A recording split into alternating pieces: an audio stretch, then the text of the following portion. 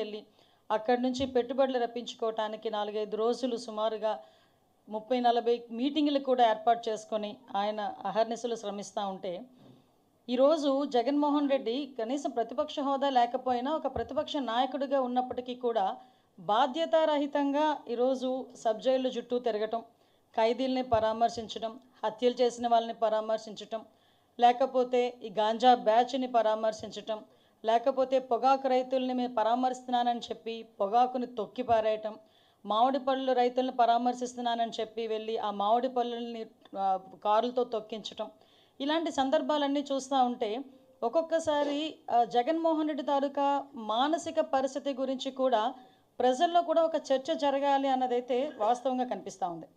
ఎందుకంటే ఇప్పుడు మనం చూసేసరికి సాధారణంగా అండి, పబ్లిక్లో ఎవరైనా మహిళల మీద నీచాతినీచంగా మాట్లాడిన నేతలపై అతను ముఖ్యమంత్రిగా ఉండేటప్పుడు ఏ రోజు కూడా చర్యలు తీసుకోలేదు. పైగా అతను కూడా వెకిలిగా నవ్వే పరిస్థితులు కూడా కనిపించినాయి.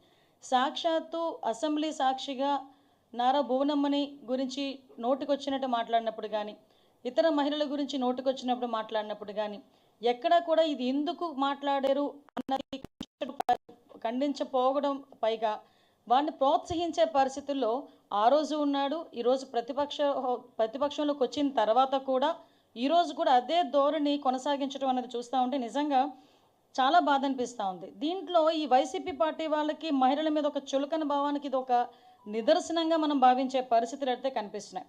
ఎస్పెషల్లీ మనం చూసుకుంటేనండి, ఈరోజు పబ్లిక్లో మీ అందరూ కూడా చూశారు, ఈరోజు జగన్మోహన్ రెడ్డి తాలూకా యాత్రను కూడా చూశారు. అంటే ఒక ప్రజాస్వామ్యంలో ఉన్నాడు, 5 సంవత్సరాలు ముఖ్యమంత్రి చేశాడు.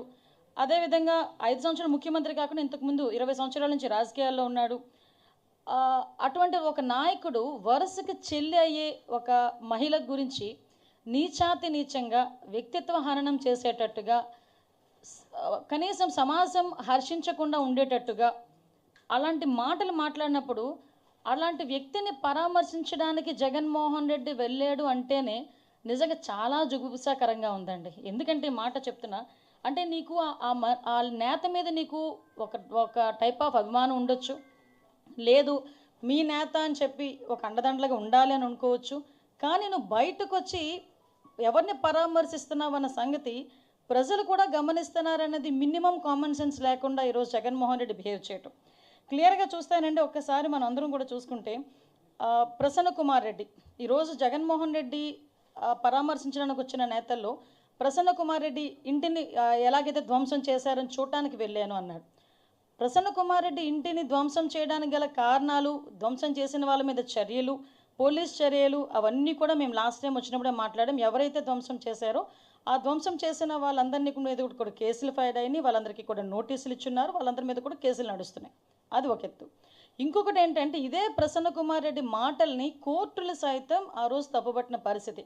కోర్టులో కూడా ప్రత్యేకంగా ఇలాంటి మాటలు మాట్లాడకూడదు అని చెప్పిన సందర్భాన్ని కూడా ఈరోజు మీకు తెలియజెప్తున్నా. ఎందుకంటే నేను చాలా సందర్భాల్లో చెప్పానండి, గౌరవ ముఖ్యమంత్రి గారు కూడా చాలా సందర్భాల్లో చెప్తుంటారు, ఒక రాజకీయ పార్టీలో ఉండి ఒక రాజకీయ నాయకుడిగా, ఒక ఎమ్మెల్యేగా, ఒక మాజీ ఎమ్మెల్యేగా, ఒక మంత్రిగా, మాజీ మంత్రిగా ఎంతమంది ఉన్నా మనల్ని కొన్ని లక్షల మంది, కోట్ల మంది ఫాలో అవుతారు. మనం చేసే బిహేవియర్ కానీ, మనం మాట్లాడే మాట కానీ, మన బాడీ లాంగ్వేజ్ కానీ అవతల వాళ్ళకి ఒక ఇన్స్పైరబుల్గా ఉండాలి కానీ